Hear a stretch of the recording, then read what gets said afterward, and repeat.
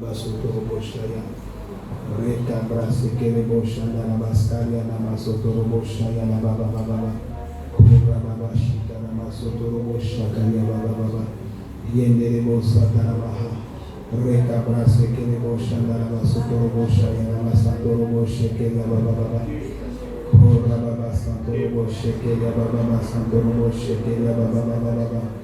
Ramasotoroboshaya Ramasotoroboshaya Ramasotoroboshakaya Baba Baba Reba Mama Mama Mama Satarabashenderebo Satarabaha Yenderebo Satarabaha Yenderebo Satarabaha Yenderebo Satarabaha Kora Baba Shika Ramasotoroboshaya Ramasataramaha Kora Baba Shika Ramasatarabaha Reba Baba Baba Baba Baba Koya Masantoroboshakaya Baba Baba Shikarama Sotorobo Shekeya Baba, Reba Santorobo Shekeya Baba, Kogama Santorobo Shekeya Baba, Yeshua, Reba Santorobo Shakaya Masotorobo Shayana Maha, Yenderebo Sataramaha, Koraba Shikarama Sotorobo Shakaya Baba, Rema Sataraba Shenderebo Sataramaha, Rekabra Sekelebo Shandala Sakaria Maha. Reba baba baba mama mama mama mama Rema mama mama mama mama mama Ye karabaso torobo shaya maha Rekabraso torobo shakaya maha Rekabraso torobo shaya maso torobo shanda baskaya Kera mama mama mama Kera mama mama mama mama Kera mama mama mama mama Oshikara maso torobo shaya maha Shekeya baso torobo shakaya maha Rama Sakaria Bashenderebo Satarabaha, Rama Sekeria Basotorobo Shakaramaha, Yandarama Sotorobo Shikeria Baba, Ye Arama Sotorobo Shekeria Baba, Reka Brase Terebo Shandarabaskaya, Shikarama Sotorobo Shakaria Baba, Rakambra Sekerebo Shandarabaskaya, Shikarama Sotorobo Shakaria Baba, Rama Mama. Yeshua, Yahweh, Rakabra Sekerebo Shayala Masata, Rakabra Sekerebo Shayala Masata, Rakabra Sekerebo Shayala Masata, Yenderebo Satara Baba, Yenderebo Satara Baba, Yekarama Sotorobo Shakaya Baba, Shikaraba Sotorobo Shayala Maha, Rakabra Sekerebo Shandara Baskoria Baba, Korama Shikerebo Satarabaha, Rakabra Sekerebo Shadara Satarabaha, Keriana Mama Sotorobo Shakaria Baba, O Reba Baba,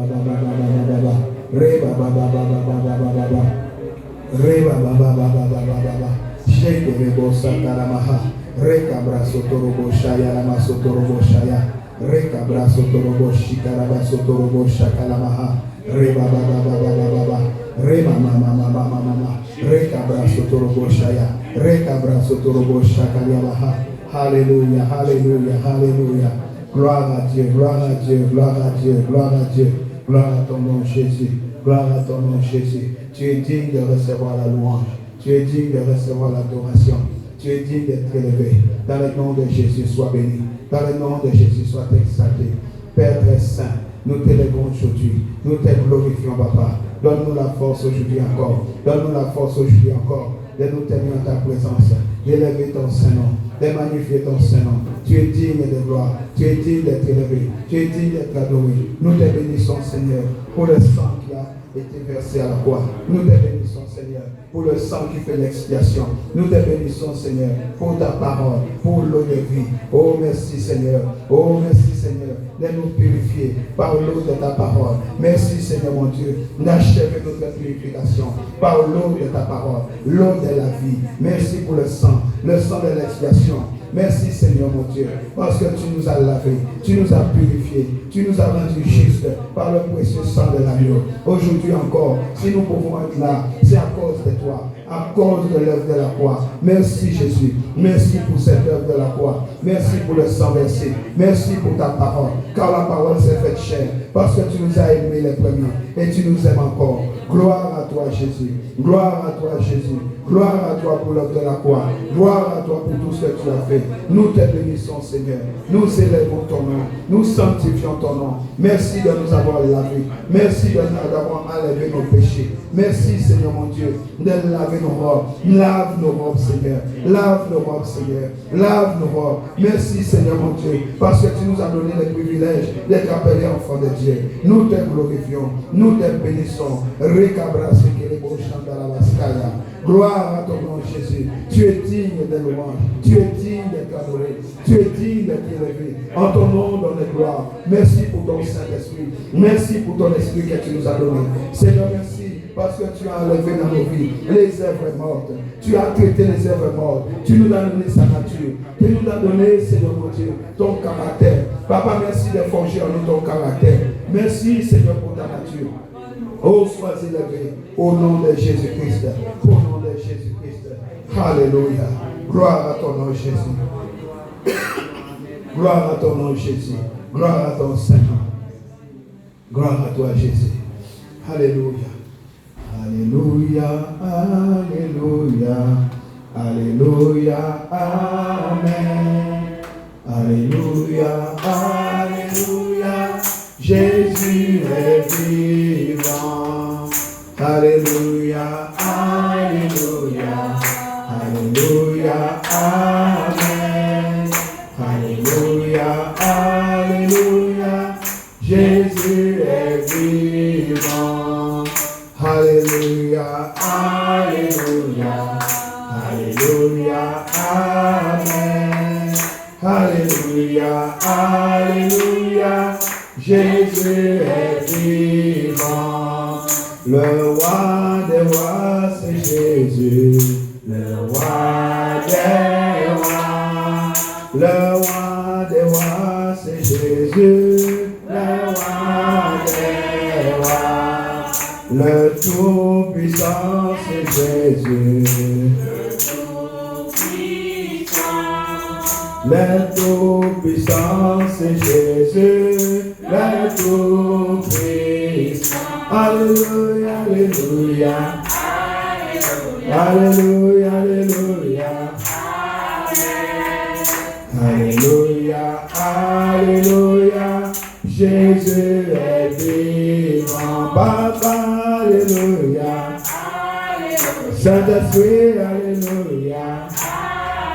Oh, oh, Alléluia, Alléluia. Jésus est vivant. Yahweh, Alléluia. Adonai, Alléluia. Yahweh, Alléluia. Alléluia. Jésus est vivant. L'agneau de Dieu, c'est Jésus. L'agneau de Dieu. Le souverain, c'est Jésus. La vérité, c'est Jésus. La vérité. L'agneau de Dieu, c'est Jésus. L'agneau de Dieu. Alléluia, Alléluia. Chantons, Alléluia. Papa, Alléluia. Jésus est vivant. Proclamons, Alléluia. Alléluia. Alléluia. Oh, oh, Alléluia. Alléluia. Jésus est vivant. Alléluia. Jésus est vivant. Il est ressuscité. J'ai dit Jésus est vivant. J'ai dit Jésus est vivant. Gloire à Dieu. Ne sois pas intimidé par tout ce que tu vois. Ne crains pas. Alléluia. Les grands réveils ont toujours été précédés par de grandes crises. Nous sommes depuis quelque temps dans une terrible crise, une tempête qui annonce un grand réveil. N'oublie pas ce que je te dis là. Il y aura un grand réveil. Il y a un grand réveil qui se prépare dans la Caraïbe. Et c'est un réveil qui sera tellement puissant, ça va toucher le monde entier. Mais ça va commencer quelque part. Parce qu'il faut un commencement. Dis avec moi, il faut un commencement. Dis Seigneur, ne me manque pas dans ce grand réveil que tu es en train d'accomplir. Sers-toi de moi dans ce grand réveil. Sers-toi de moi comme un instrument entre tes mains dans ce grand réveil. Je veux y participer. Je veux y contribuer. Sers-toi de moi. Utilise-moi dans ce grand réveil. Au nom de Jésus-Christ. Amen. Amen. Amen. Oh, gloire à Dieu. Est-ce que ceux qui sont à l'arrière peuvent avancer avec nous? J'ai l'impression que vous êtes dehors. Amen. Oh, que Dieu soit loué. Nous allons ouvrir notre Bible dans Exode 15.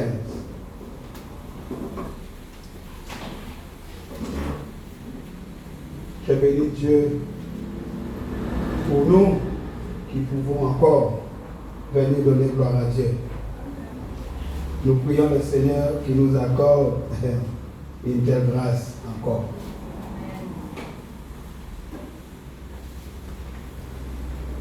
Exode 15, verset 22. Si le soleil couchait, avancez. Exode 15, 22. Sur ordre de Moïse, Israël quitta la mer de Roseau et prit la direction du désert de Chour. Ils marchèrent pendant 3 jours dans le désert sans trouver de point d'eau. Que quelqu'un dise de l'eau. Ils arrivèrent à Mara où il y avait de l'eau, mais ils ne purent pas en boire parce qu'elle était amère. Que quelqu'un dise elle était amère. D'où le nom de Mara, amertume. Alors le peuple se plaignit de Moïse en disant, qu'allons-nous boire?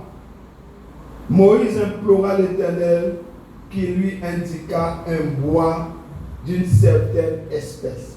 Que quelqu'un dise un bois, mais pas n'importe lequel. Qu'il jeta dans l'eau et l'eau devint potable. Dis avec moi, il jeta le bois dans l'eau et l'eau devient potable. Bien-aimé, notre vie n'était pas potable. Il a fallu le bois pour que notre vie redevienne potable. Notre vie était amère comme l'eau des Mara. Nous étions amers. Nous manquions de joie. Nous manquions de paix. Mais lorsque le bois a touché notre vie, l'amertume est partie. Et nous sommes devenus potables. Dis à ton voisin, est-ce que tu sais qu'aujourd'hui, je suis devenu potable? Mais dis-lui, il n'en était pas ici avant. Mais c'est à cause de l'œuvre de la croix que j'ai été rendu potable. Ouvre ta Bible dans 2 Rois 6. 2 Rois 6. 2 Rois 2, pardon. 2 Rois 2, versets 6 à 9. 2 Rois, chapitre 2, versets 6 à 9. Il est écrit, Élie lui dit, reste ici, je te prie, car l'Éternel m'envoie au Jourdain. Il répondit, l'Éternel est vivant et ton âme est vivante, je ne te quitterai point. Et ils poursuivirent tous deux leur chemin. Lorsqu'ils eurent passé, Élie dit à Élisée, demande ce que tu veux que je fasse pour toi, avant que je sois enlevé d'avec toi. Élisée répondit, qu'il y ait sur moi, je te prie, une double portion de ton esprit. Et un peu plus loin, nous allons lire ceci dans le chapitre 6 maintenant. Chapitre 6, toujours de Rois. Regardons ce que nous lisons maintenant. Il est écrit, les fils des prophètes dirent à Élisée, voici le lieu où nous sommes assis devant toi est trop étroit pour nous. Allons jusqu'au Jourdain, nous prendrons là chacun une poutre et nous y ferons un lieu d'habitation. Élisée répondit, allez, l'homme de Dieu dit, où est-il tombé? Et il lui montra la place. Alors Élisée coupa un morceau de bois, le jeta à la même place, et il fit surnager le fer. Puis il lui dit, enlève-le, et il avança la main et les prit. Inclinons-nous, frères. Yahweh, tendre Père, nous bénissons ton nom ce soir pour ce privilège que tu nous donnes d'être là dans ta présence. Car là où deux ou trois sont assemblés en ton nom, tu dis que tu es au milieu d'eux. Nous te remercions pour ta présence. Nous te bénissons, ô Jésus, pour tout ce que tu as accompli dans nos vies. Nous prions que ce soir encore, que tu ouvres notre entendement. Nous prions ce soir encore que tu viennes illuminer les yeux de nos cœurs. Ne reste pas loin de nous, mais donne-nous, par ta grâce, par ta miséricorde, par tes grandes compassions, de comprendre la révélation de ta parole. Mais que nous ne nous bornions pas seulement à l'écouter, mais à mettre ta parole en pratique. Car c'est l'eau dont nous avons besoin.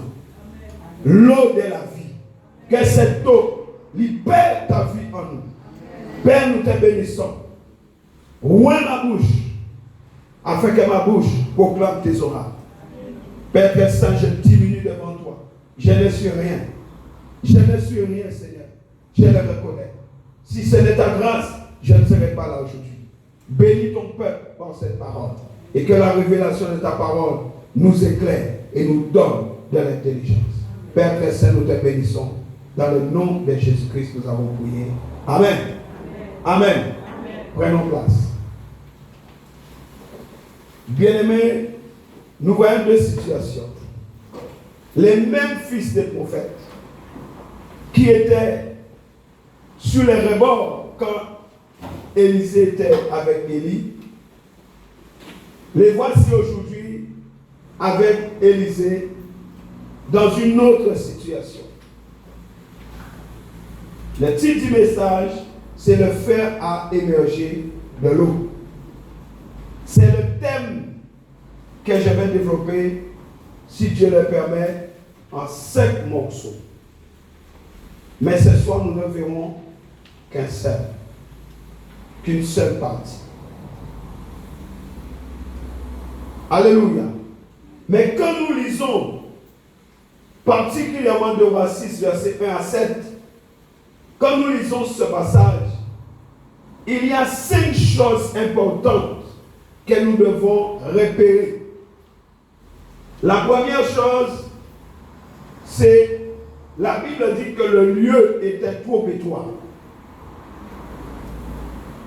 Élisée enseignait la parole à ses fils des prophètes qui prenaient plaisir à écouter la parole de Dieu. Mais à un moment donné, tellement la parole est devenue bonne, je suppose que le lieu a commencé à recevoir tellement de monde que c'est devenu trop étroit. La deuxième chose que nous devons repérer, c'est qu'ils avaient le désir d'habiter près du Jourdain. Le Jourdain, c'est le lieu du changement.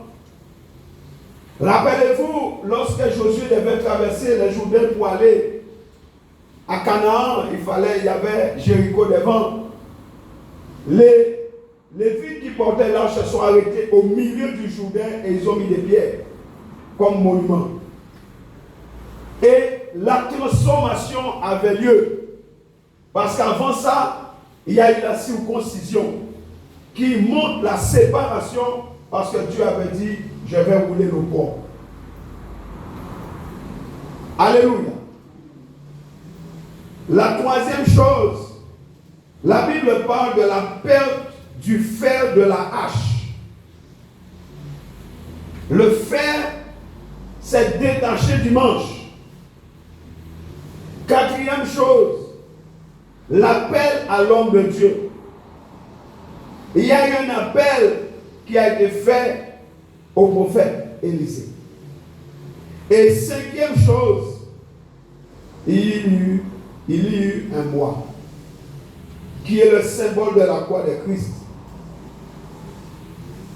qui abolit la puissance de la mort. Alléluia.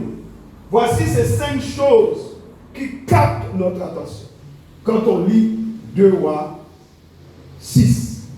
Nous allons étudier ce soir le lieu est trop étroit. Alléluia. Le lieu était trop étroit. Ces fils de prophètes étaient particulièrement privilégiés parce qu'ils étaient les compagnons d'un homme puissant. Ils étaient disciples d'Élisée.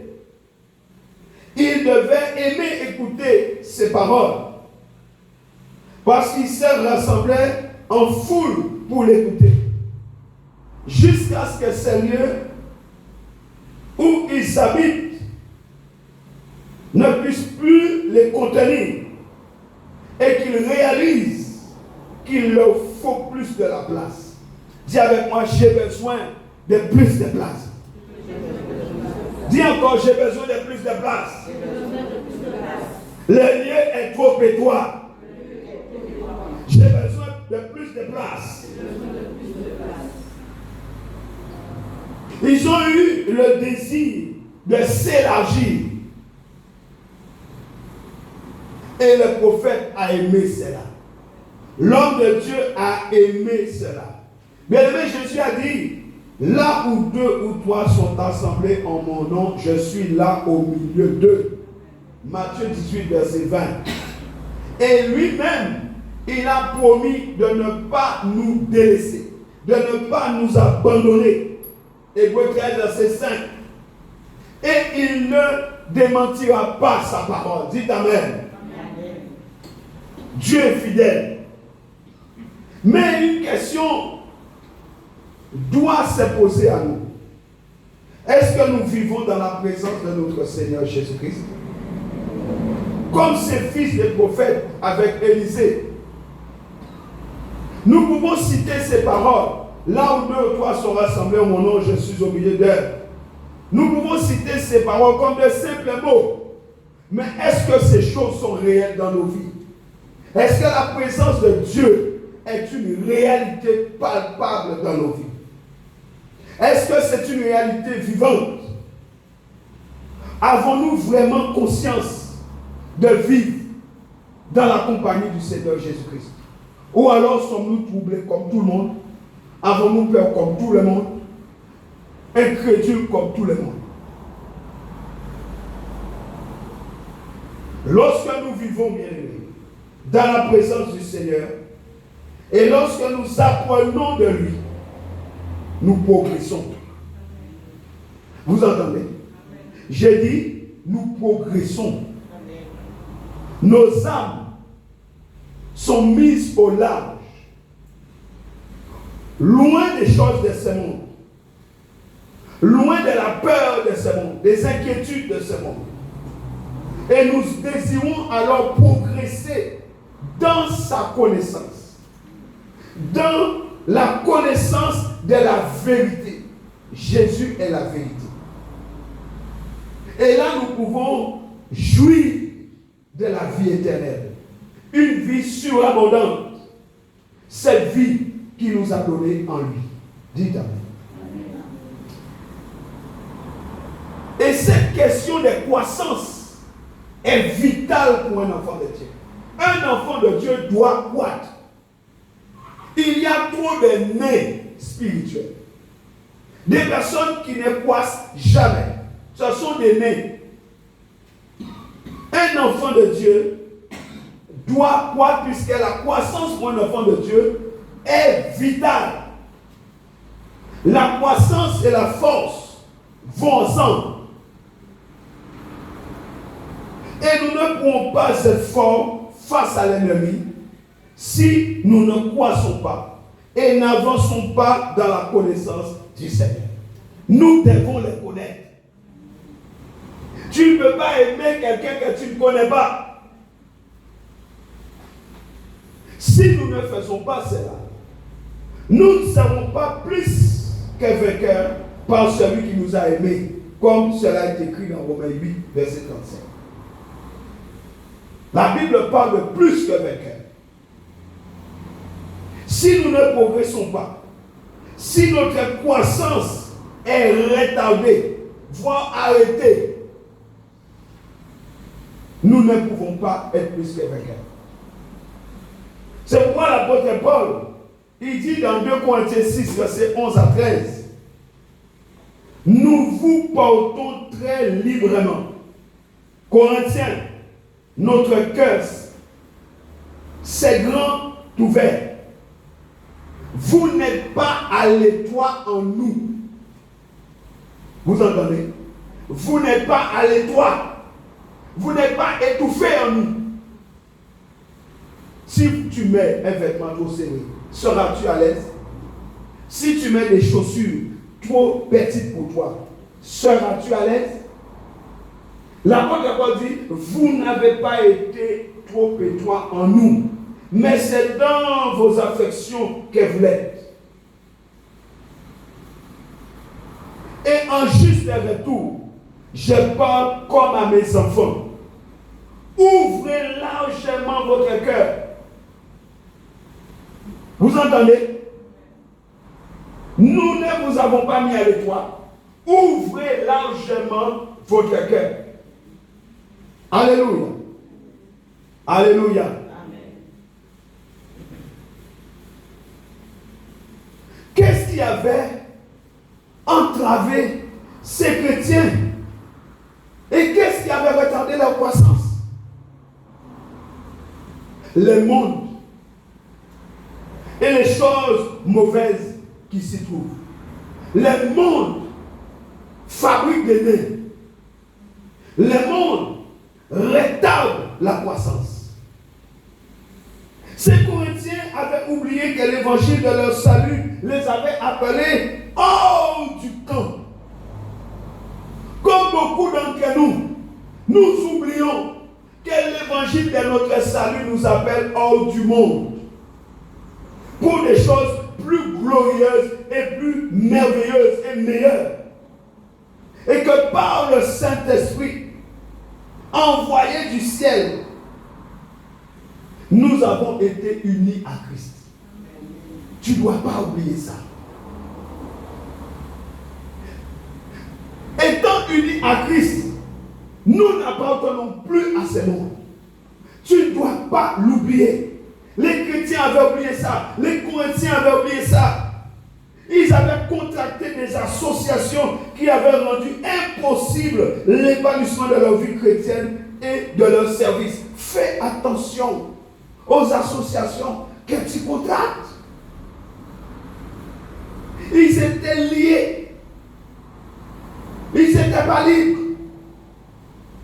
Et ils avaient besoin de l'exhortation, laquelle ne vous mettez pas sous un joug mal assorti. Alléluia. Avec les incrédules. Ne vous mettez pas sous un joug mal assorti. Avec les incrédules. Sortez du milieu d'eux. Et soyez séparés. Dit le Seigneur. Et ne touchez pas ce qui est impur. 2 Corinthiens 6, 14 à 17. Ils avaient oublié. Nous ne pouvons pas aimer le monde. Nous ne pouvons pas nous y attacher. Et en même temps, déclarer demeurer en Christ. Si nous demeurons en Christ, nous sommes forcément séparés du monde. Matthieu 6, 24. Demeurer avec Christ, comme ses disciples, nous demande la séparation d'avec le monde. Il ne peut pas y avoir de croissance spirituelle sans séparation. Dites Amen. Si nous voulons croître, nous devons être séparés. Alléluia. La Bible dit dans 2 Rois 6, les fers à flotter dans l'eau. Va essayer de faire flotter un morceau de fer. Tu comprendras que ce qui s'est passé ces jours-là n'est pas chose habituelle. Mais il y a un secret derrière. Pour que la Bible en parle, c'est qu'il y a une révélation à comprendre. Le fer qui a flotté dans l'eau parle de nous. Comment ceux qui sont morts peuvent avoir la vie éternelle? Alléluia. Les fils des prophètes, dans un premier temps, s'étaient arrêtés à distance du Jourdain. Ils s'étaient arrêtés à distance. Quand Élisée était avec Élie, ils étaient au bord. Puis un jour, c'est eux-mêmes qui vont dire à Élisée, nous sommes trop à l'étroit. Allons jusqu'au Jourdain. Qu'est-ce qui s'est passé? Qu'est-ce qu'ils ont compris?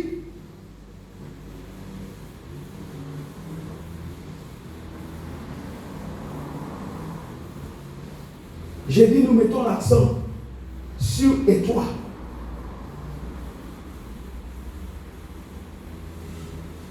Alléluia. Alléluia. Bien-aimés, quelquefois dans notre vie chrétienne, nous nous arrêtons comme ces fils de prophètes au bord du Jourdain. On s'arrête à distance. Mais il arrive aussi à un moment où nous nous sentons à l'étroit, oui ou non? On sent que nous sommes trop à l'étroit et on dit bien, je sens que j'étouffe. Cette situation m'étouffe. Cette situation-là, j'ai l'impression que ça bouffe mon oxygène. Tu sens comme si tu ne respires pas. Ma prière ce soir, c'est que nous nous sentions effectivement à l'étroit là. Là où tu es. Ma prière, c'est que tu te sens à l'étroit dans ta vie chrétienne. Alléluia. C'est que vous vous sentiez trop à l'étroit et que vous ayez, bien aimé, un désir d'être élargi, un désir de vivre davantage, pas des miettes, un désir de recevoir plus de la part du Seigneur. Le désir d'une nouvelle croissance. Si la croissance est arrêtée, qu'elle reprenne. Les désirs de maturité, les désirs de nouvel engagement avec le Seigneur, une nouvelle abondance. Que la misère, la pauvreté, l'infirmité, toutes ces choses-là quittent nos vies.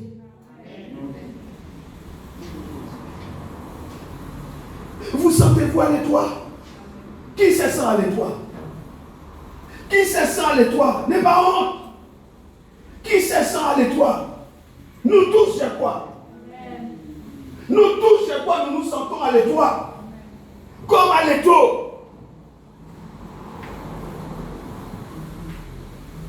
On se sent à l'étroit. On sent qu'il y a en nous quelque chose qui veut nous pousser vers l'avant. Mais c'est comme quelque chose qui nous freine. Quelque chose qui ne veut pas nous laisser aller. Dis, tu vas me laisser ce soir.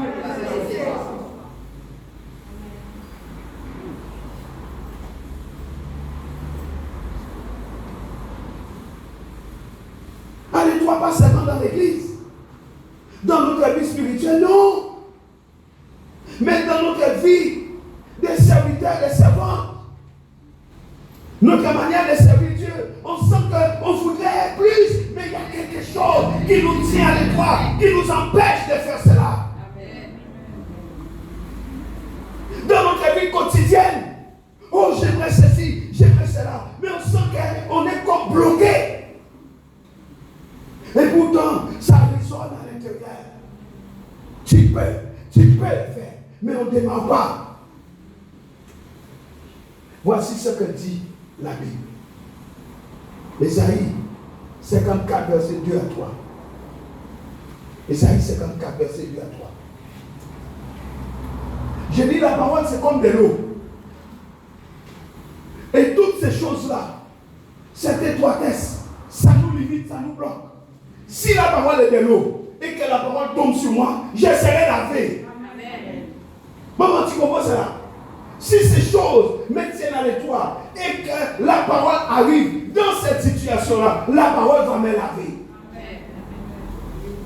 Dis Seigneur, que ta parole vienne sur moi comme un jet puissant. Et que cette parole me lave ce soir. Entièrement. Dis Amen. Ésaïe 54, verset 2 et 3 dit: élargis l'espace de ta tente. C'est notre responsabilité. Ésaïe dit: élargis l'espace de ta tente. Il dit: qu'on déploie les couvertures de ta demeure. Ne retiens pas. Allonge tes cordages et affermis tes pieds. Car tu te répandras à droite et à gauche. Tu te répandras à droite et à gauche. Ta postérité envahira les nations et peuplera des villes désertes. Dis Amen à la parole. Amen. Avez-vous remarqué les verbes qui sont utilisés? Élargir, déployer, ne pas retenir, allonger, affermir. C'est puissant. Alléluia. Répondre. Genèse 26, verset 22. Genèse 26, verset 22. Il se transporta de là et creusa un autre puits pour lequel on ne chercha pas querelle. Et il l'appela Rehoboth. Car, dit-il, l'Éternel nous a maintenant mis au large. Et nous prospérerons dans le pays. Quand Dieu te met au large, c'est pour prospérer. Parce qu'il te retire d'une situation mauvaise pour te mettre dans une situation meilleure. Donc il te sépare pour que tu prospères. Et la Bible dit: je veux que tu prospères à tous égards, comme prospère l'état de ton âme. Alléluia. Élargir l'espace de notre temps, c'est une convocation. C'est une convocation qui concerne notre mentalité, notre perception, notre vision de la vie. C'est un appel solennel de Dieu pour nous, ses enfants, à ne pas avoir et marcher avec une vision petite comme ça. Il y a trop d'enfants de Dieu qui ont une vision minuscule de Jésus. Petit, petit, petit, petit. Non seulement la vision, elle est petite, mais nous nous considérons petits et insignifiants. Au point d'accepter de vivre médiocrement, dans la médiocrité. Nous voyons la vie et avec ses défis, challenges des déceptions sans arrêt, des échecs comme pas possible. Et nous disons, oh, c'est une fatalité. Ma vie, elle est comme ça. Ma vie, tu sais, c'est la déception. C'est l'échec. C'est normal. C'est la fatalité. Puisque je suis petit. Et que nous sommes la famille la plus petite du quartier. La famille la plus insignifiante du quartier. Oh, mon père était comme ça. Chez nous, c'est toujours comme ça. Mon oncle était comme ça. Mon arrière-grand-père était. Je m'en fous. Comment ils étaient? Hello? Ta vie n'est pas une fatalité. Élargis l'espace des attentes. C'est plutôt un appel à une vision élargie. Ce n'est pas un appel à la médiocrité, c'est un appel au changement. C'est un appel à une vision plus large, une vision grande. Et nous devons voir l'ensemble plutôt que les décors. Et les détails, nous cherchons toujours les détails, les décors. Nous entrons dans une maison, la seule chose que nous voyons dans une maison, c'est une chaise. Une chaise cassée.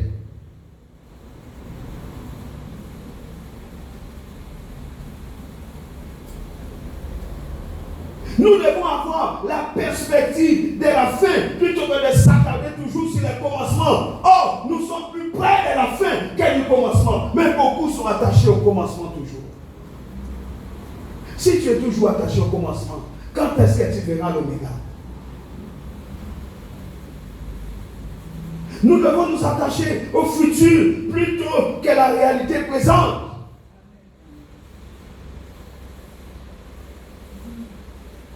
Nous devons voir notre destinée plutôt que notre condition actuelle.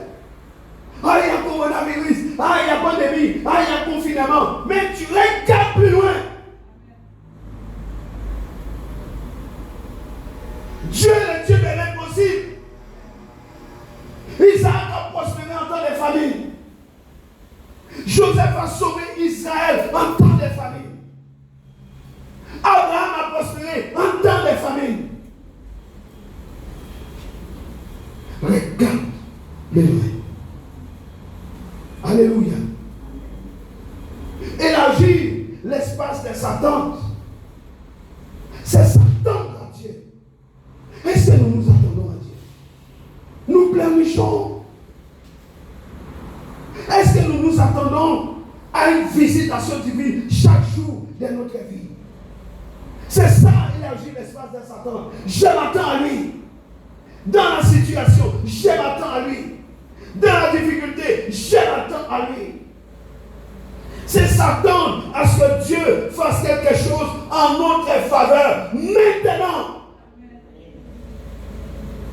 C'est s'attendre à voir Dieu rémunérer et consommer notre foi maintenant. Une attente dans une attitude de foi. Que quelqu'un dise la foi. Voilà pourquoi Ésaïe 30, le verset 15, va nous dire ceci. Ésaïe 30, 15. Car ainsi a parlé le Seigneur, l'Éternel, le Saint d'Israël. C'est dans la tranquillité et le repos quel sera votre salut. Bien-aimés dans le Seigneur, ne nous agitons pas. Ne soyons pas agités par rapport à tout ce que nous entendons. Tu vas être malade, tu vas te rendre malade si tu t'agites. Ta force est où? C'est dans le calme et la confiance que sera ta force. Et c'est dans la tranquillité et le repos que se trouve ta délivrance, pas dans l'agitation. Oh, les enfants de Dieu aujourd'hui sont agités. agités, ils écoutent des nouvelles par-ci, ils écoutent des informations par-là, ils ont peur, ils tremblent, ils ne savent pas quoi faire. Ésaïe 35 dit, ne t'agite pas. Lamentation 3,26. Il est bon d'attendre en silence les secours de l'Éternel. Il est bon, il est doux, il est agréable d'attendre, mais comment? En silence. Parce que tu vas parler trop et tu vas mal parler. Et tu vas te créer des problèmes à cause de ta façon de parler de toi-même et de ce que tu entends autour de toi. Garde le silence. Les secours arrivent. Et ben désert.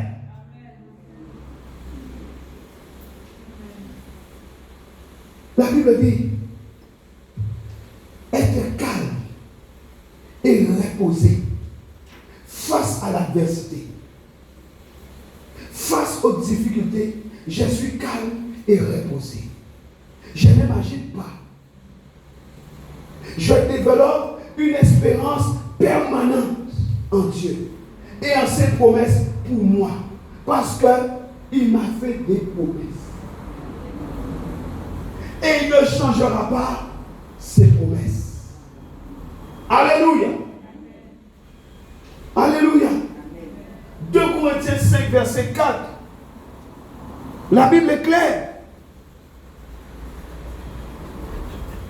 La Bible est claire. Et nous devons comprendre cela. La Bible nous dit quand tandis que nous sommes dans cette tente, le corps, nous gémissons, accablés, parce que nous voulons non pas nous dépouiller, mais nous revêtir afin que ce qui est mortel soit englouti par la vie. Afin que ce qui est mortel soit englouti par la vie. Que quelqu'un dise élargir. Élargir, c'est rendre plus vaste, plus large, avec plus d'ampleur, plus de champ. Dis avec moi déployer. En parlant de déployer, c'est entendre, étaler, étendre, étaler. Dites allonger. C'est augmenter la longueur. Dites affermir. Affermir parle d'enraciner, de fonder, de rendre fort ou être résolu. Frères et sœurs, Dieu nous demande de tirer dans 2 directions. Dans le sens de la largeur et de la longueur. Le but de notre Seigneur est que nous puissions nous étendre et que nous puissions augmenter la surface que nous occupons. Mais avec l'idée de rayonner davantage, de nous épanouir. Combien d'enfants épanouis qu'on a aujourd'hui dans l'église? L'éclat est parti. Il n'y a plus de rayonnement. Or, Dieu nous demande de rayonner. Si Dieu nous encourage à élargir l'espace de notre temps, ce n'est pas un hasard. Ce n'est pas pour s'amuser. Ce n'est pas pour rien. Le cri de Dieu pour nous est celui-ci. Ne retiens pas. Est-ce que tu peux le dire? Ne retiens pas. Face à l'épanouissement spirituel d'une personne, nous pouvons souvent trouver l'entrave de sa volonté personnelle. Ta propre volonté peut te bloquer. Ta propre volonté peut t'empêcher d'être épanoui. Ta propre volonté peut t'empêcher de rayonner. Ainsi, lorsque notre volonté s'oppose à la volonté de Dieu, c'est bien souvent parce que nous avons oublié que Dieu, indépendamment de toutes choses, désire le meilleur pour nous. Tu l'as oublié. Chaque fois que tu ne soumets pas ta volonté à la volonté de Dieu, c'est que tu as oublié que Dieu veut le meilleur pour toi. Hello? Amen. Malheureusement, lorsque notre caractère, lorsque nos peurs, nos blessures, et je dirais même les blessures du passé, mais aussi quelquefois notre manque de foi, notre manque de confiance en Dieu, lorsque toutes ces choses s'expriment, nous campons solidement sur nos limites. Et à ce moment-là, nous sommes indisposés par le fait que Dieu nous pousse dans nos retranchements. On est indisposés. Dis avec moi, ne retenez pas. Ne limitez pas. Ne restreignez pas Dieu. Alléluia. Ce n'est pas à nous-mêmes de fixer nos propres limites. Je peux répéter. Ce n'est pas à vous-même de fixer vos propres limites, mais à Dieu. Dieu désire que nous parvenions à élargir et à allonger l'espace de notre temps. Puisqu'il dit élargissez. Il ne t'a pas dit limiter, il dit élargir l'espace de ta tente. Donc pourquoi tu te fixes des limites toi-même? Ce n'est pas à toi de le faire. Il y a trop de croyants aujourd'hui encore qui sont prisonniers des limites qui se sont fixées eux-mêmes. Et ça que je veux dire, c'est comme si les esprits de limitation ne suffisaient pas. Et toi-même, tu viens leur donner un coup de main. Hello? Hello? C'est comme si les démons de limitation ne suffisaient pas. Toi-même, tu te ranges dans le camp des démons et tu commences à te limiter toi-même. Tu deviens un démon parmi les démons. Plus nous accordons du temps et d'importance à nos limitations, au lieu de considérer le caractère illimité de Dieu en nous, eh bien, vous savez ce qui va se passer? Plus nous connaîtrons des frustrations, des peines, des regrets et beaucoup d'échecs. Parce que tu t'intéresses aux limitations, tu te limites. Au lieu de t'intéresser à un Dieu illimité, un Dieu qui a dit à Dieu rien n'est impossible. Tu dis, oh, mon problème là, il est sérieux, hein, tu sais. Oh, mon problème là, oh, c'est tellement sérieux. Comme si Dieu ne pouvait pas régler ton problème. Tu dis, oh, mon problème était tellement sérieux. Tu veux donner et montrer l'ampleur de ton problème. Dieu désire prendre en main toute notre vie. Ne lui donne pas un morceau. Ne lui donne pas le morceau que tu veux. Il veut toute ta vie. Mais est-ce qu'on est prêt à le laisser agir? Est-ce qu'on est vraiment prêt? Est-ce qu'on est prêt à suivre ses conseils? Chaque fois que Dieu nous donne un conseil, on n'écoute pas. Et après, on ramasse les morceaux. Quand c'est arrivé, c'est à ce moment-là qu'on cherche Dieu. C'est à ce moment-là qu'on prie. Dieu est obligé d'être forcé à prier. Dieu est obligé d'être forcé à lire la Bible. Dieu est obligé d'être forcé à venir à l'église. Il est obligé de venir te chercher chez toi. Si votre temps a besoin d'être élargi, et si vous vous sentez à l'étroit dans votre propre vie, alors commencez à suivre les conseils de Dieu. Commencez à suivre ses conseils. Au moins le premier. Quel est le premier? Quel est le premier? Allongez vos cordages. Dis avec moi, j'allonge mes cordages ce soir. Allonger ces cordages, c'est repousser les limites que vous vous êtes donné vous-même. Si tu attaches un cabri avec 1,50 m de corde, il va prendre la longueur. Il sait qu'il a 1,50 m. Il va tourner, il va manger 1,50 m. Il va faire un cercle de 1,50 m. Jusqu'à ce qu'il arrive au piquet. Après, il a fini. Tu dois allonger tes cordages.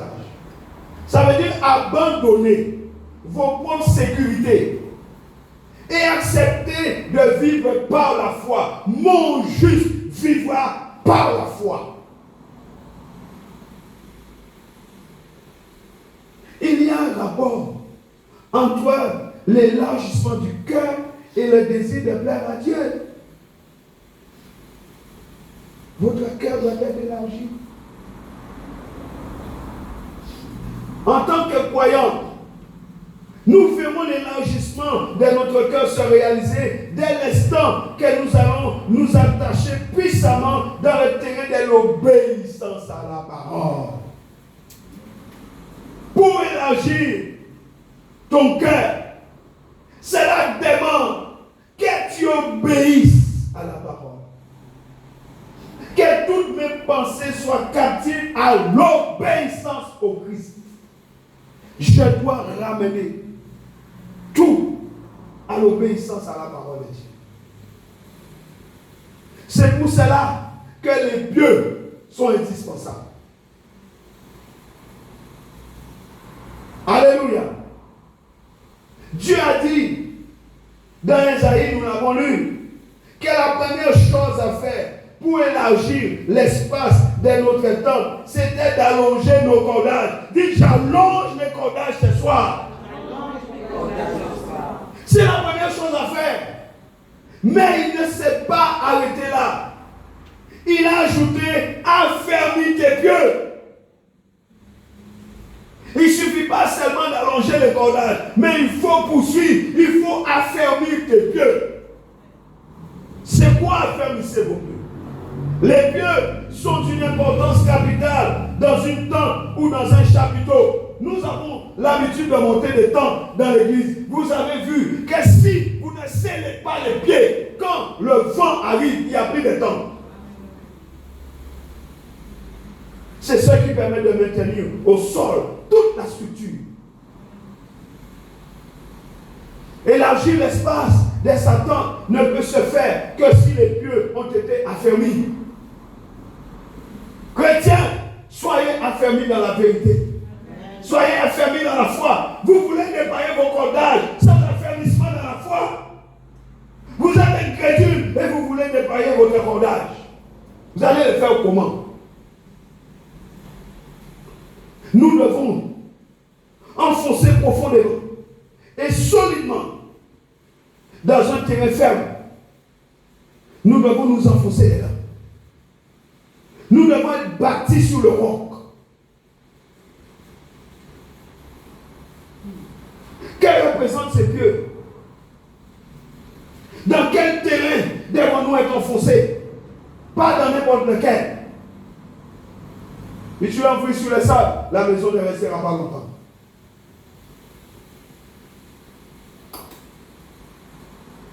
L'image des pieux définit ce que notre foi doit représenter dans notre vie. Mon juste vivra par sa foi. Dans Colossiens 2, versets 6 et 7, l'apôtre Paul dit, ainsi donc, comme vous avez reçu le Seigneur Jésus-Christ, marchez en lui, étant enracinés et fondés en lui, et affermis par la foi, d'après les instructions qui vous ont été données, et abondés en action de grâce. Quel est votre terrain? Vous êtes enracinés en quoi? Dans la parole, en Christ. Ce verset nous conduit dans deux révélations importantes. La première, ça nous parle du terrain dans lequel nous devons nous enraciner. Ce terrain, je l'ai dit, c'est Jésus-Christ. La Bible dit, soyez enracinés en lui. Alléluia. C'est le terrain sur lequel notre temple doit s'être dressé et dans lequel nos pieds doivent s'enfoncer.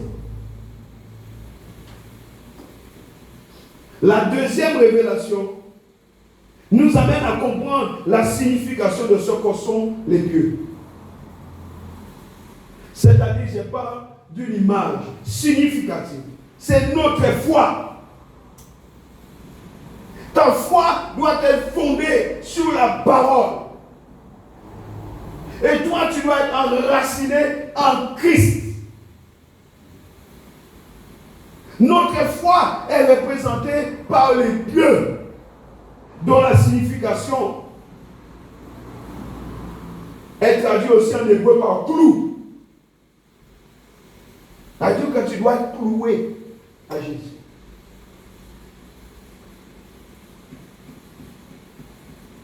Bien-aimé, n'est-ce pas merveilleux? Notre terrain, c'est Jésus, dans lequel doivent s'enfoncer les clous. Qu'est-ce qui s'est passé à la croix? Qu'est-ce qui s'est passé à la croix? Les clous ont été enfoncés en lui. Est-ce que tu reçois la révélation? Les clous qui s'enfonçaient en lui nous parlaient de Colossiens que je viens de lire. C'était l'image du chrétien qui allait être enfoncé en Christ et qui devait s'attacher à lui, cloué à lui. Les pieux, Ésaïe l'avait vu. Et la Bible dit que ces choses, c'est pour nous. C'est l'œuvre de la croix. Notre foi repose entièrement sur l'œuvre accomplie par le Christ à la croix.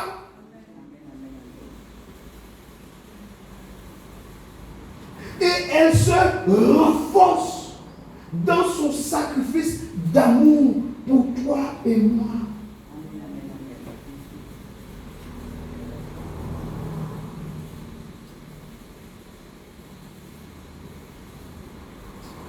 Posons-nous une question. Par quel moyen ces pieux-là peuvent-ils s'enfoncer? Nous avons les pieux, nous avons les clous, mais comment on va l'enfoncer? 1 Chroniques 29,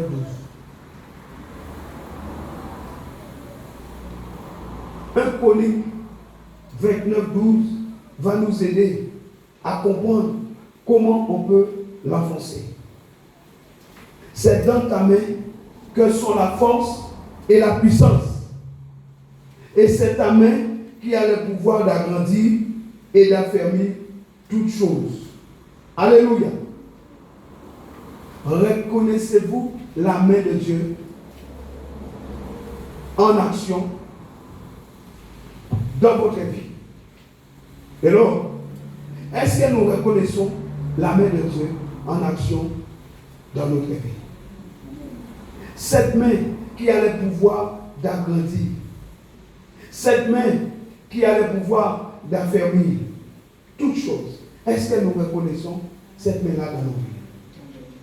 Cette main qui a le pouvoir d'élargir notre cœur et de l'attacher solidement en Christ, est-ce que nous voyons l'impact de cette main-là dans nos vies? N'est-ce pas cette main qui tient les manteaux pour permettre à notre foi de s'enfoncer, de s'enraciner profondément? C'est cette main-là. Mais quel manteau Dieu utilise? Jérémie 23, 29. Quel manteau? Nous savons qui a les pieux, nous savons qui a les clous, nous savons qui a la main, mais nous voulons savoir quel manteau. Jérémie nous dit, ma parole n'est-elle pas comme un marteau qui brise les rocs? La parole de Dieu est un véritable marteau pour enfoncer profondément notre foi en Christ, afin que nous soyons un avec lui, comme Jésus a prié dans Jean 17. Autrement dit, si nous désirons élargir l'espace de notre tente, nous devons alors allonger nos cordages et repousser nos limites en plantant profondément notre foi dans la personne du Seigneur Jésus-Christ. Sans oublier que plus nous allons aspirer à nous élargir et plus nous devons nous enraciner en Christ. Amen. Amen. Vous comprenez cela, bien-aimés? Bien-aimés, vous comprenez cela? Mais il y a des obstacles.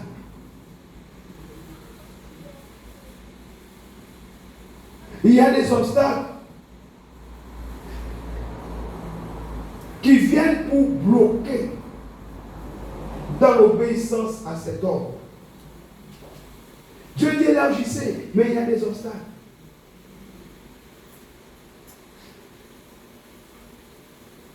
Et l'un de ces obstacles, c'est l'esprit religieux.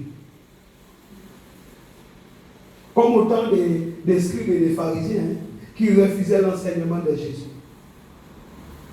Jésus, la parole vivante, comme nous dit Hébreux 4:12. Ils ont refusé la parole. Ils se référaient, leur référence c'était un homme, Abraham. Abraham est le père de la foi. Toutefois, il reste un homme avec ses limites. Ils avaient en face d'eux celui qui par ses paroles et par sa vie est l'un de leur foi. Il était juste devant eux. Juste. Comme ça. Jésus était là. Et eux, ils ont regardé Jésus et dit, tu parles à petit toi. Nous avons Abraham. Abraham, c'est notre père. Toi, tu nous parles de quoi? La parole était devant eux. Et Jésus va nous dire, avant qu'Abraham fût, Jésus.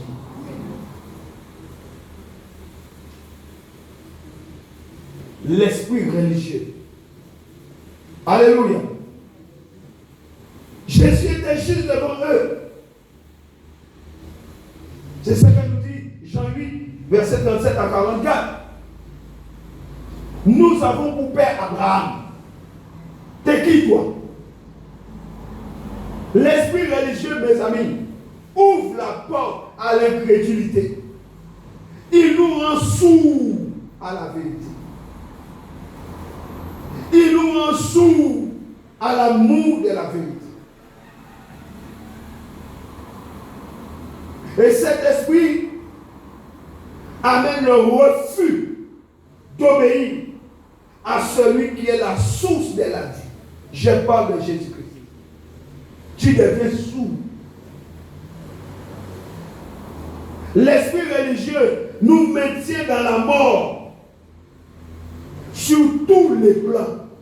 Tous les plans. Tous les plans. T'es mort. L'esprit religieux nous rend incapables de voir en Jésus-Christ le rémunérateur de notre foi. Et vous avez des gens qui prient. Demandez-leur l'exaucement. Vous allez voir. Ils prient, il n'y a pas d'exaucement. Pourquoi tu pries?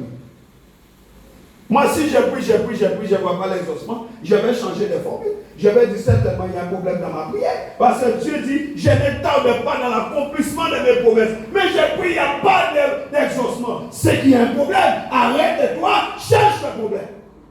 Mais tu continues à prier. Riki. Tu vas aller voir avec ça.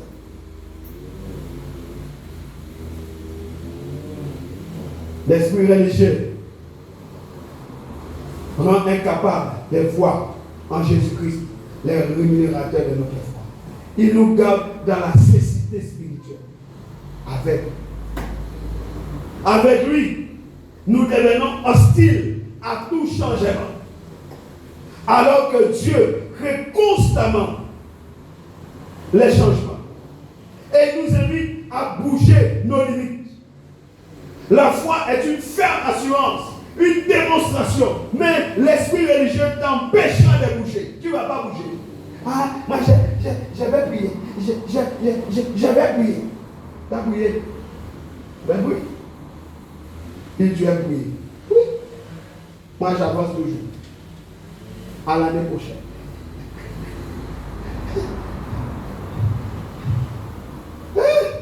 Dieu dit ma grâce c'est renouvelle chaque jour. Mais toi tu es bloqué dans la grâce primaire. Tu as oublié le renouvellement. Hein? C'est de notre responsabilité de sortir de la confusion. Dis je sors de la confusion. Dis je refuse la confusion de ma vie. Je brise toutes ces cités spirituelles. Je détruis tout esprit religieux qui m'empêche de croire, qui m'empêche d'avancer, qui me ramène à mes limites. Je détruis cela au nom de Jésus. Refuse cela. Pourquoi Dieu nous demande-t-il d'agrandir l'espace de notre temps? Pourquoi il le demande? Pourquoi c'est important? Alléluia.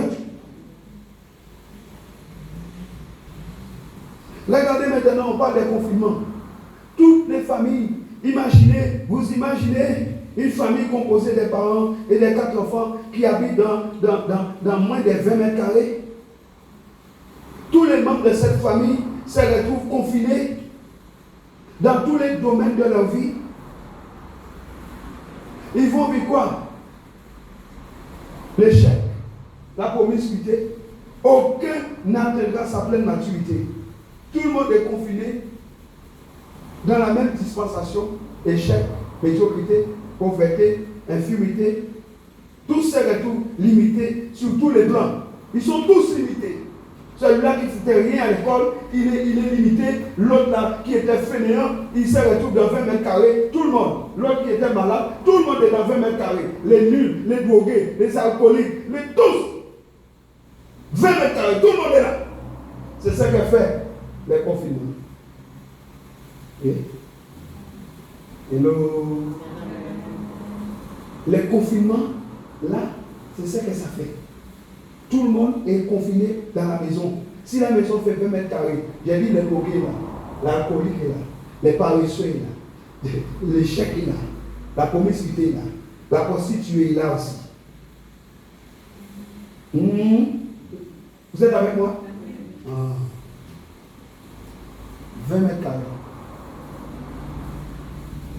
Dans le spirituel, écoute-moi bien, les diables se plaît à nous limiter. Et il essaie de nous faire croire que Dieu n'a rien d'autre à nous offrir. On est confinés ensemble, dans la paresse ensemble, dans l'échec ensemble, dans l'immoralité ensemble, dans la convoitise ensemble, la drogue ensemble. Et cette situation amène la malédiction sur nos vies et nous fait penser au caste. Les sociétés qui habitent reclus sur eux-mêmes. Des gens qui vivent comme ça. Sur cette société sur elle-même. Une société sans avenir. Et on dira un avenir plombé. On est plombé. On est tous ensemble, nuls ensemble, pauvres ensemble, échecs ensemble, drogués ensemble, alcool ensemble. L'autre il est dans le coin, il prend sa gorge. Tu regardes dans l'autre coin, tu vois celui-là qui fume. Tu regardes là-bas, l'autre il est ivre. Tu regardes là-bas, tu regardes là-bas, tu regardes là-bas. C'est pourquoi il est nécessaire de briser ces murs d'enfermement. Dis avec moi au nom de Jésus. Je brise tout mur d'enfermement sur ma vie. On peut Les confinements. Mais spirituellement, je ne serai pas confiné. Je ne permets pas aux esprits de confinement de me confiner au nom de Jésus-Christ.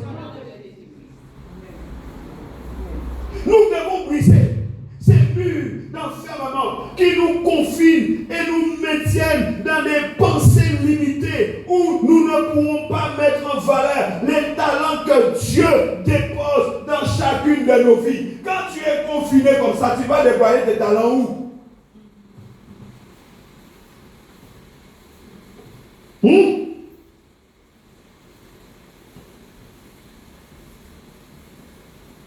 Ces gens, des pensées diaboliques, nous empêchent de travailler à l'extension du royaume de Dieu. Et vous savez, vous allez me dire, mais oui, mais mon frère, Dieu les permet. Vous savez pourquoi Dieu les permet? À cause de nous. Dieu en un clin d'œil, il peut régler les problèmes. En un clin d'œil. Mais il les permet pour attirer ton attention, afin de voir s'il y en a un qui comprend, s'il y en a un qui s'élève, s'il y en a un qui dise, trop c'est beau, je me leverai pour la gloire de mon Père, je vais battre pour l'œuvre du Seigneur. Mais il n'y en a pas. Le Seigneur ne trouve pas un seul. On s'invoutre dans la peur, on s'invoutre dans la religiosité, on tremble. Comme tous les païens, on tremble. Dieu cherche une seule personne. Il ne trouve pas. Si mon peuple, sur qui est invoqué mon nom, cherche ma face, et puis je guérirai les pays. Je guérirai les pays. Si mon peuple, sur qui est invoqué mon nom, mais il ne trouve pas.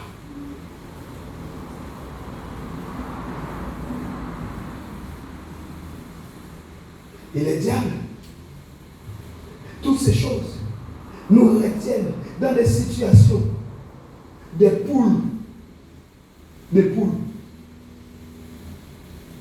Alors que nous sommes appelés à devenir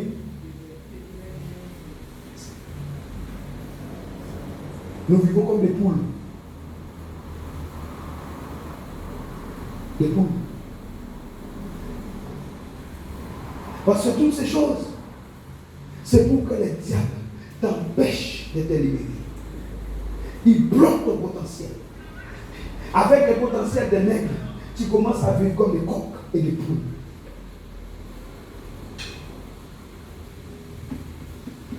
Au lieu de déployer tes envergures, mais tu ne peux pas.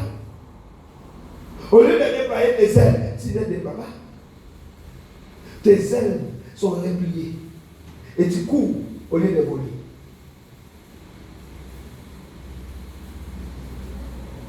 Parce que tu es trop lourd. Tu retombes au sol vite quand tu essaies de décoller. Tu es trop lourd.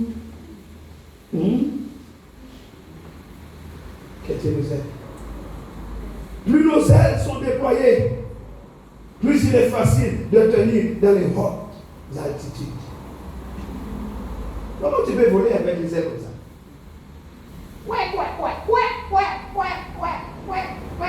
Tu vas aller où?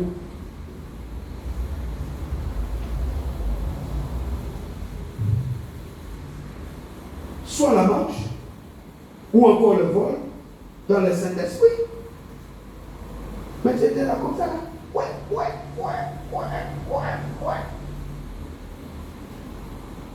Notre façon de penser. Notre façon de penser détermine nos attitudes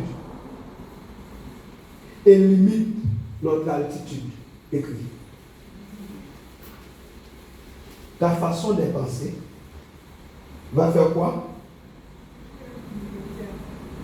Détermine nos attitudes. Si tu penses comme une poule, tu reprendras l'attitude d'une poule. Et tu vas commencer à marcher comme une poule. Avec les yeux comme ça. Et tu vas voler comme une poule. Tu essaies de te voler, mais tu es tellement lourd que ça te ramène au sol.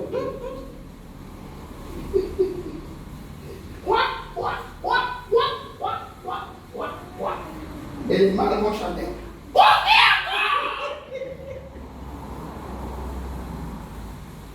Que Dieu nous aide. Alors que Dieu dit, vous êtes des aigles. Regardez, c'est écrit. Galates 5, verset 1.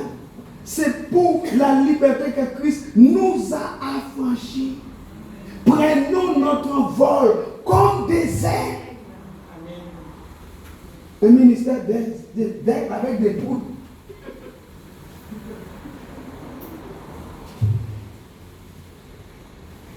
Notre façon de penser engendre nos attitudes et limite notre altitude. C'est où Dieu nous attend. Dieu t'attend sur le sommet. Dieu t'attend sur la montagne. Dieu ne t'attend pas dans la vallée. Amen.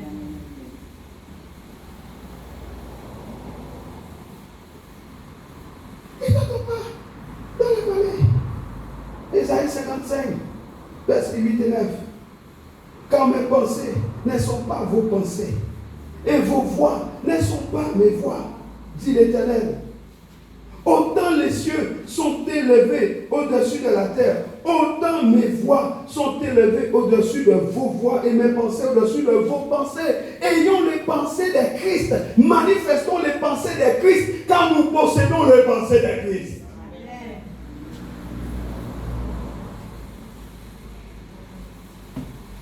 Élargir signifie mettre au large, étendre, sauver, augmenter, dilater, agrandir, recevoir des pâturages plus larges et plus spacieux. Qu'est-ce que Jésus a dit? Il nous emmène dans des verts pâturages. Chaque jour, Jésus désire nous emmener dans des verts pâturages nouveaux, là où il y a de l'herbe fraîche. Ou pas lasse manger zèle sec.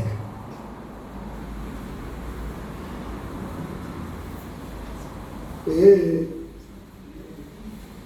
pas lasse manger paille.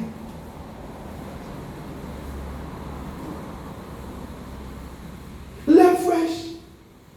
Des nouvelles révélations, je parle. Amen.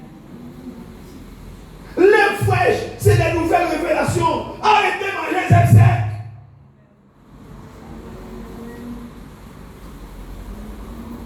Vous campez sur les choses qui vous ont été annoncées depuis 1923.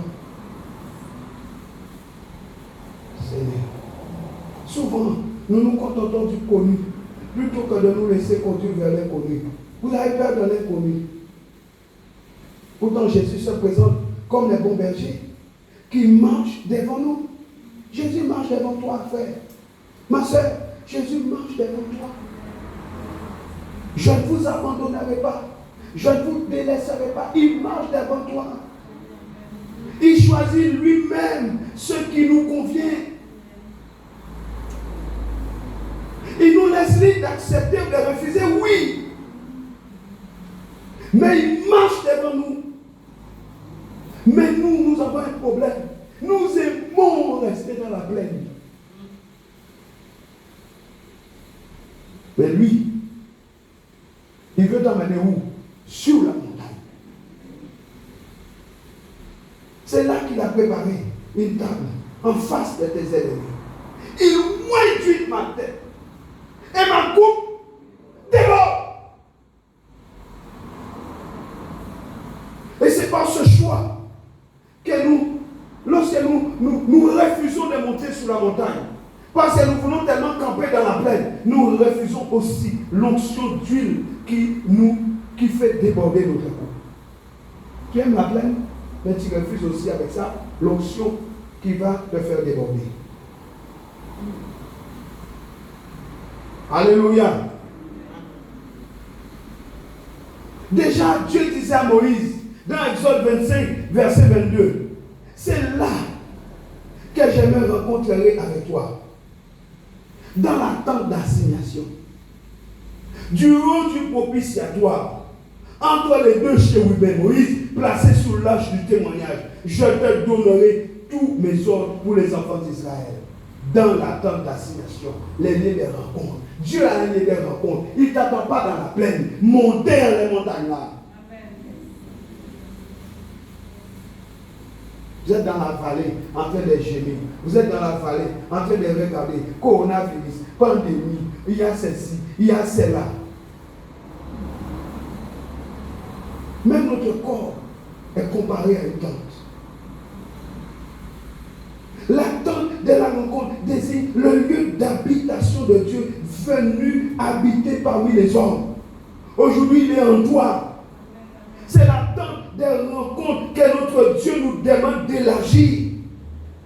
Élargis la tente où je viens te rencontrer. Élargis ton cœur où je viens te rencontrer.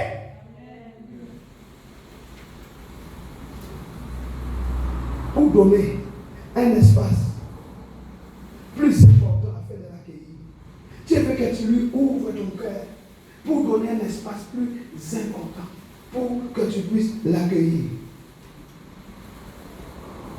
Seul notre cœur l'intéresse. Il désire nous communiquer plus de sa personne, plus de sa majesté, plus de sa gloire, plus de son royaume, plus de son amour. Il veut te le donner, mais il dit ouvre l'espace de ton cœur. Élargis. Alléluia. My God. Notre corps, j'ai bien aimé me comparer à une tente. 2 Corinthiens 5, verset 4. Un jour nous quitterons cette tente et notre Dieu abritera sous sa tente. C'est pour cela qu'ils sont devant le trône de Dieu et le servent jour et nuit dans son temple. Celui qui est assis sous le trône dressera sa tente sur eux. Apocalypse 7, verset 15. Alléluia. Voilà pourquoi je prendrai soin de vous rappeler ces choses, bien que vous les sachiez et que vous soyez affermis dans la vérité présente. C'est 2 Pierre 1, 12 et 13 qui nous dit cela. Et je regarde comme un devoir, aussi longtemps que je suis dans cette tente, de vous tenir en éveil par des avertissements. Alléluia. Étendre nous invite à propager la bonne nouvelle. Ce n'est pas seulement destiné aux évangélistes, mais à tout le monde, tous les chrétiens. C'est ton travail. Alléluia. Jésus dit, vous recevez une puissance, le Saint-Esprit survenant sur vous, et vous serez mes témoins. La Bible dit qu'on déploie. Ces paroles nous parlent de l'état de la couverture. Quand vous mettez une couverture sur le lit, vous déployez la couverture. Ça parle de l'état de la couverture ou de la toiture de notre maison, de notre demeure. Notre toiture est appelée à préserver nos pensées, notre cœur des intempéries spirituelles. Je vous ai annoncé une grande tempête spirituelle qui arrive. Tu as besoin de la couverture pour protéger tes pensées. Ça te protège même des voleurs. Regardez, dans le naturel, la toiture ou la couverture nous met à l'abri des intempéries, des tempêtes, de la pluie. Souvent, lors de tempêtes, la première partie de notre demeure qui est mise à l'épreuve, c'est la toiture. Alléluia. Alléluia. Une fois que le vent a trouvé la faille, le vent s'engouffre par l'espace ouvert. Et là, qu'est-ce qu'il fait? Il enlève la toiture. Nous devons nous poser cette question. Dans la couverture, de l'habitation que je suis pour le Saint-Esprit, y a-t-il des fissures? Puisque la Bible dit, nous sommes une habitation de l'Esprit. Mais dans cette habitation que tu es, y a-t-il des fissures dans ta toiture? S'il y a habitation, il y a toiture. Y a-t-il des brèches dans ta toiture? Là où les vents de l'ennemi s'est engouffré dans ton âme. Parce que la toiture protège ton âme. La toiture protège tes pensées. La couverture protège ton âme. Mais s'il y a des fissures, les vents vont rentrer. La toiture va s'en aller. Mais les vents vont souffler dans ton âme. C'est les vents du diable qui vont infecter tes pensées. Penser. Déployer signifie fortifier, augmenter, endurcir, retenir, soutenir avec courage. C'est garder, s'appuyer vigoureusement. C'est fortifier, se rendre fort, s'animer de courage. C'est ce que Dieu va dire à Josué. Fortifie-toi et prends courage. Car c'est toi qui mettras ces peuples en possession du pays que j'ai juré à leur père de leur donner. Fortifie-toi seulement et aie bon courage en agissant fidèlement selon toute la loi que Moïse, mon serviteur, t'a prescrite. Ne t'en détourne ni à droite ni à gauche afin de réussir dans tout ce que tu entreprends. Que ce livre de la loi ne s'éloigne point de ta bouche. Médite-le jour et nuit pour agir fidèlement selon tout ce qui est écrit. Car c'est alors que tu auras du succès dans tes entreprises. C'est alors que tu réussiras. Ne t'ai-je pas donné cet ordre? Fortifie-toi et prends courage. Ne t'effraie point et ne t'épouvante point, car l'Éternel, ton Dieu, est avec toi dans tout ce que tu entreprendras. Josué 1. Josué 1, verset 6 à 9. Déployer notre couverture signifie encore posséder notre saumon, posséder notre sommet. Les sommets de notre temps. À l'image de Jésus, lors de la tentation du diable, il ne s'est pas laissé faire dans Matthieu 4, versets 5 à 7. Le diable le transporta dans la ville sainte, le plaça sous le haut du temple et lui dit, si tu es fils de Dieu, jette-toi en bas.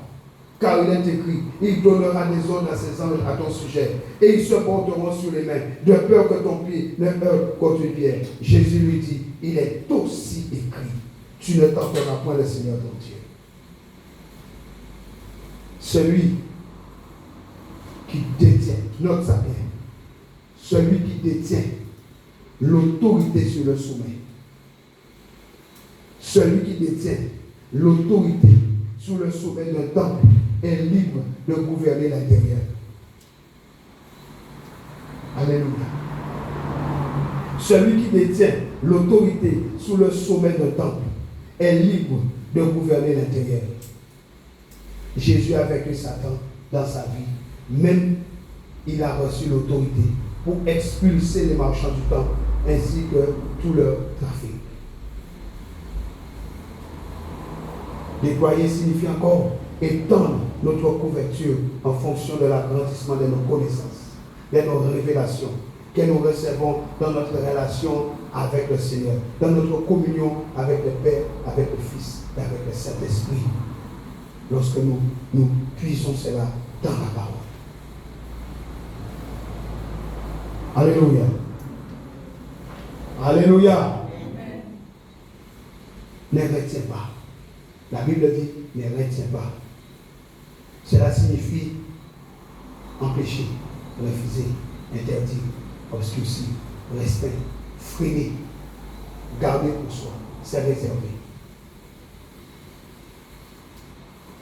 Et quand on regarde, ne retiens pas, on trouve les doutes, l'incrédulité, la cupidité.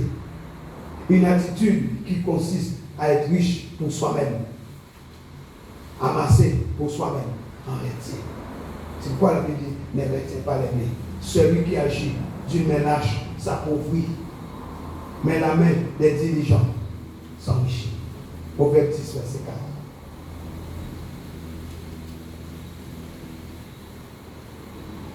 La Bible dit encore, dans Proverbe 11, verset 24 à 26, tel qui donne libéralement devient plus riche. Et tel qui épargne à l'excès ne fait que s'appauvrir. L'âme bienfaisante sera rassasiée, et celui qui arrose sera lui-même arrosé. Celui qui retient les blés est maudit du peuple, mais la bénédiction est sur la tête de celui qui les vend. Que ces paroles bénissent quelqu'un ce soir, au nom de Jésus-Christ. Ne retiens pas. Retenir, c'est le contraire de la libéralité. Et derrière, retenir, nous trouvons l'égoïsme, les manques, les craintes de l'Éternel. Alléluia. Celui qui donne libéralement devient plus riche. Les gens qui exercent la libéralité dans l'église ne manqueront jamais de rien. Ils vont aller de multiplication, c'est la Bible. Les gens qui s'aiment pour l'œuvre de Dieu, qui soutiennent l'œuvre de Dieu, ces gens-là vont aller de plus en plus riches. Tu ne vas pas comprendre ce qui va t'arriver. C'est la Bible. Parce que tu fais une œuvre de libéralité. C'est pourquoi j'exhorte les peuples de Dieu à faire ça. Exercer la libéralité. Plus tu vas épargner à l'excès, plus tu vas t'appauvrir. Plus tu vas exercer des libéralités, plus tu vas t'enrichir. C'est une loi. C'est un principe biblique. Allonge tes cordages. Signifie persévérer, croître, longuement ou d'une manière continue. Larguer les amarres. Intensifier, approfondir notre relation avec le Saint-Esprit, avec Jésus, avec le Père. Être accueillant avec ceux ou celles qui n'ont pas la même maturité que nous. Ces cordages nous parlent de nos relations et de la qualité de nos relations. Alléluia. Alléluia. La Bible dit, pourvoyez aux besoins des saints, exercez l'hospitalité. Romains 12, verset 13. Allonger les cordages signifie mettre les grands commandements de Jésus en action. Jésus s'étant approché, leur parlant ainsi. Tout pouvoir m'a été donné dans les cieux et sur la terre. Allez faire de toutes les nations des disciples. Les baptisants, au nom du Père, du Fils et du Saint-Esprit, enseignez-leur, absorbez tout ce que je vous ai prescrit. Et voici, je suis avec vous tous les jours jusqu'à la fin du monde. Matthieu 28, 18 à 20. C'est ça aussi. Affermis les pieux. Quand nous campons, nous prêtons une attention toute particulière aux pieux de notre tente, leur état, la manière dont ils sont plantés dans les sols, afin que notre tente résiste à la pluie. L'étanchéité en dépend, et les vents, pour qu'elle ne soit pas ballottée. C'est pourquoi la Bible dit dans Jacques 1, verset 5 à 8, si quelqu'un manque de sagesse, qu'il la demande à Dieu, qui donne à tout simplement sans reproche, et lui sera donné. Mais qu'il la demande avec foi, sans douter. Car celui qui doute est semblable au flot de la mer, agité par le vent et poussé d'un côté et d'autre. Que tel homme ne s'imagine pas qu'il recevra quelque chose du Seigneur. C'est un homme irrésolu, inconstant dans toutes ses voies. Et la Bible dit que nous devons être affermis. Affermis, c'est rendre fort, donner des forces, rendre ferme, consolider, renforcer, rendre plus stable, plus solide. Et le contraire, c'est ébranler, affaiblir, amollir. Bien aimé, les pieux nous parlent également de nos fondations et de leur état. Si les fondations ne sont pas bonnes, si tes pieux ne sont pas bons, ça va te coûter cher. La Bible nous demande d'être fondé sur la pierre angulaire. sur le roc. La Bible dit, de lui sortira la pierre angulaire, de lui le piquet, de lui l'arme de guerre, de lui sortiront des chefs, tous ensemble. Zacharie 10, verset 4. De lui, c'est de Christ que sortira les chefs, les docteurs, les médecins, les ingénieurs. C'est de lui. La vie en Christ, la vie en Christ est une vie d'excellence. La vie sans Christ est une vie minable, dépourvue d'essence. Tous les ustensiles destinés au service du tabernacle, tous ces pieux et tous les pieux du parvis seront d'airain. Exode 27, 19. Solide. Ésaïe 22, verset 23-27, nous dit, je l'enfoncerai comme un clou dans un lieu sûr, et il sera un siège de gloire pour la maison de son Père. Il sera le soutien de toute la gloire de la maison de son Père. Des rejetons nobles et ignobles, de tous les petits ustensiles, des bassins comme des vases. En ces jours, dit l'Éternel des armées, les clous enfoncés dans un lieu sûr sera enlevé. Il sera abattu et tombera.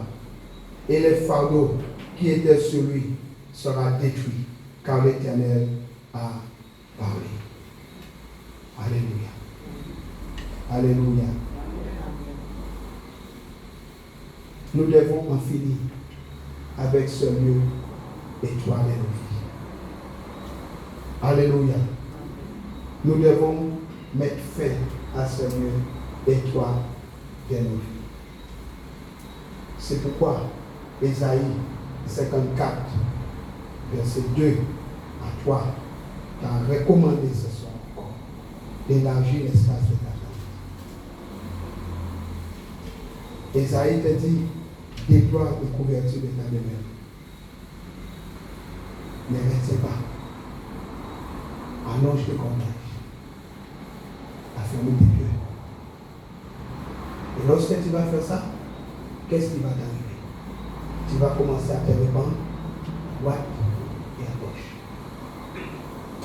Et ça va affecter tes enfants. Ta postérité va commencer à s'élever. Ta postérité va commencer à envahir. D'abord, là où tu es, Petit Canal, Monde, Honor, toute la Guadeloupe, la Gambie, l'Amérique, la France, l'international, les nations. Et ça va aller jusqu'à peupler les villes désertes. Est-ce que tu as compris ça? Est-ce que tu as compris cela? C'est ce que Ésaïe te dit. Nous trouvons que c'est trop simple. Nous trouvons que c'est trop simple. Et pourtant, ce que Dieu dit là, c'est la vérité. Parce que Dieu dit, nous sommes une habitation en esprit et le Saint-Esprit habite en nous. Mais si le Saint-Esprit habite en toi, pose-toi la question. S'il habite en moi, c'est que je suis une demeure. Avez-vous vu une demeure sans toiture? Non. Avez-vous vu une demeure sans solidité? Non. Avez-vous vu une demeure sans fondation? Non. Ça veut dire que la demeure a des pieux. Ça veut dire que les pieux doivent être solidement ancrés. Mais la maison ne flotte pas dans les airs. La maison est plantée dans une terre. Donc si je suis une habitation de Dieu en esprit, je suis planté dans une terre quelconque. Donc ma terre c'est Jésus. Et Jésus c'est la parole. Donc en tant qu'étant habitation de l'esprit, si je suis planté dans Jésus, le Saint-Esprit peut rendre témoignage à la plantation. Le Saint-Esprit peut rendre témoignage à la terre qui est la parole. Parce qu'il rend témoignage à la parole. Il peut être en mouvement sans cesse en moi parce que je suis conscient que je suis une habitation. Mais vous vivez, vous n'avez même pas conscience. C'est bien beau de dire, je suis la tente de l'esprit, je suis la tente de l'esprit. Mais en avez-vous conscience? Ça fait toute toute la différence. Ça fait une sacrée différence d'avoir la conscience de ce que l'on est et de dire simplement je suis ceci, je suis cela. C'est comme un slogan, mais vous n'avez pas conscience de ce que ça signifie être l'attente de Dieu. Être l'attente de Dieu. C'est pourquoi Dieu nous dit ce soir que puisque tu es ma demeure et moi je suis en toi, ne me limite pas. Quelqu'un m'entend? Dieu nous demande d'arrêter de le limiter en nous. Et s'il est en nous, il n'est pas limité, il t'amènera dans la dimension de l'illimitation. Si tu comprends et tu as conscience de qui est en toi, aucun esprit de limitation ne pourra jamais te bloquer. Jamais. Tu n'auras pas besoin de dire esprit de limitation sort, esprit de limitation sort. Comprends seulement que celui qui n'est pas limité vit en toi et personne ne peut limiter Dieu.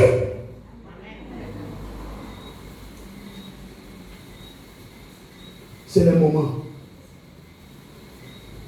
de déployer. C'est le moment d'élargir. On s'élève. On va prier. Je vous ai donné point par point. Et nous allons prier. Ésaïe 54, verset 2 à 3. Tu vas lever ta main. Tu vas dire avec moi, Seigneur, je te remercie pour la révélation de ta parole qui m'a éclairé et qui amène de l'intelligence dans ma vie. Avec cette parole que je reçois comme une opule sur ma vie, qui enlève toute religiosité, les doutes et l'incrédulité. Je déclare ma liberté. Je déclare mon affranchissement. Et je prends mon envol comme un aigle ce soir. Avec Ésaïe 54, verset 2 à 3. J'élargis l'espace de ma tente. Tout ce qui me bloquait, tout ce qui freinait mon élargissement, je les détruis ce soir par le feu. Je déploie les couvertures de ma demeure. Que rien ne m'arrête. Que rien ne me stoppe. Que les doutes ne me stoppent pas. Que l'incrédulité ne m'arrête pas. Qu'on ne me retienne pas. Je déclare ce soir que j'allonge mes cordages. J'allonge mes cordages. Et je suis affermi. J'ai fermé mes pieds. Je suis planté dans la parole. Je suis planté dans le roc. Jésus est mon rocher. Je suis solide. Il me rend solide. Les vents et les tempêtes ne peuvent me couper, ne peuvent m'arracher. Je dis ce soir, j'affermis mes pieds. Et à partir de maintenant, je peux me répandre à droite comme à gauche. Je me répands à droite comme à gauche. Je me répands au nom de Jésus. Et je déclare sur mes enfants. Je déclare sur ma postérité. Je déclare sur ma famille. Je déclare ce soir que nous envahissons les nations. Nous envahissons les nations. Nous envahissons les nations. Mes enfants prospèrent à tous égards. Et peuple des villes désertes. Au nom de Jésus, je les déclare et je me scelle par l'Esprit de Dieu. Au nom de Jésus-Christ, j'ai prié ainsi et je déclare cela établi dans ma vie, dans ma famille, dans le nom de Jésus-Christ. Maintenant, vous allez prier en langue sur cela. Élevez vos voix. Priez en langue dessus. Rekebrosa kabrase kelebosaya. Rekabrase kebrosa kabrase kelebosaya. Rama mama mama sakarabashe kelebaba. Rekebroso korobosaya lamaha. Nous libérons le feu sur la parole. Nous libérons le feu de Dieu sur cette parole. Le feu de l'accomplissement de la foi. Au nom de Jésus-Christ. Rebababa. Jindelebosa tarabaha. Rekabrase kebrosa kabrase kelebosaya. Rikabrase korobosaya. Reba mama mama mama. Shikaraba Sotorobo Shayamaha, Rekabra Sekerebo Shandarabastaya, Rekabra Sekerebo Shayamaha, Rekababa, Shikarama Sotorobo Shayamaha, Rekabra Sotorobo Shakaramaha, Shinderebo Sataramaha, Rama Sekeraba, Rama Sekerebo Shayamaha, Shikarama Sotorobo Shayamaha. Je déploie les cordages, j'allonge ce soir, je déploie au nom de Jésus, au nom de Jésus-Christ, j'enferme mes pieds dans la vérité, au nom de Jésus. Shikabra Sekerebo Shaya, Rekabra Sekerebo Shandarabastaya, Rama Mama, Rekabra Sotorobo Shaya Mama, Shikerebo Sotorobo Shaya, Shikabo Yakabo Rekebo Sotorobo Shaya. Randa la masata, rekabra sekerebo shandolobosa, shikabayo dolobosa, oyendelebosa, rakabra sekerebosa, rendelebosa talamaha, dela masata, oshikabo yakaba, rekabra sekerebo shandalaha, rekabra sekerebosa ya, shikaramasata, rema mama, rekabra sekerebosa, sandelebosa talamaha, renanana, rekabra sekerebosa ya. Je relâche le feu, je prends mon envol comme l'aigle, je refuse les limitations, je refuse qu'on me retienne, je coupe les cordages, j'allonge les cordages, je ferme les pieds, je me déploie à gauche dans ma droite, je me déploie au nom de Jésus. Tout ce qui me retenait, je les détruis par le feu. Tout ce qui me retenait captif, tout ce qui me retirait, qui me ramenait en arrière, soit brisé ce soir. Que les chaînes soient brisées, que les liens soient brisés. Je refuse qu'on me ramène en arrière. Je ne reculerai pas. Je libère le feu. Je détruis les liens. Je détruis les limitations. Je détruis les blocages. J'anéantis les murs. J'anéantis tout confinement spirituel de ma vie. Au nom de Jésus, tombez et mourrez. Et brisez-vous dans le nom de Jésus. Alléluia. Lèvons nos mains, remercions le Seigneur. Disons merci à Dieu. Seigneur, nous te remercions. Nous te bénissons, Seigneur mon Dieu, pour la révélation de ta parole. Sois loué, Adonai. Sois glorifié. Que l'honneur, la puissance et la gloire te reviennent à toi seul, Jésus, notre Seigneur et notre Sauveur, pour l'éternité. D'éternité en éternité, tu es Dieu. Tu es le Dieu de l'impossible. Je te dis merci pour ce que tu as fait dans ma vie ce soir. Je reçois cela. Je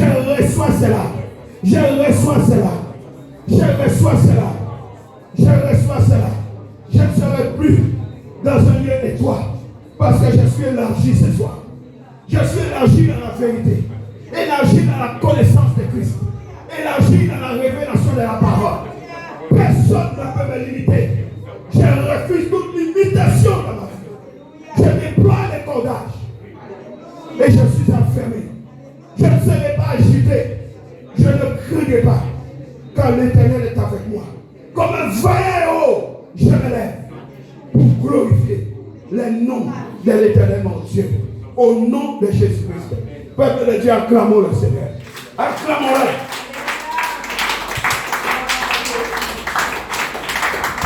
Acclamons-le. Il est digne. Alléluia.